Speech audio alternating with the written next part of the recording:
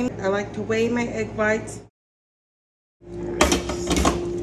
Whisk, and we're gonna beat it on high. Next, we're going to add a fourth cup of sugar.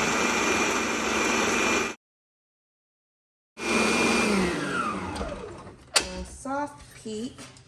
I've heated it up in the microwave for 1 minute of light corn syrup. You slowly stream-like pour the corn syrup in the egg whites. It is important that you do it slow. We're gonna beat it for about 3 to 5 minutes until it's stiff and glossy.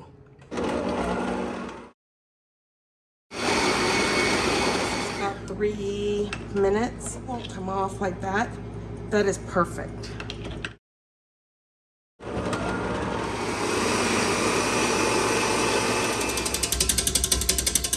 You need to use it immediately because it kind of deflates. You can use it the next day. We just put it in the fridge and then we re-whip it. You can't re-whip it too many times or it won't even work out. It's what we use for our meringue cupcakes, s'more cupcakes, our marshmallow cupcakes.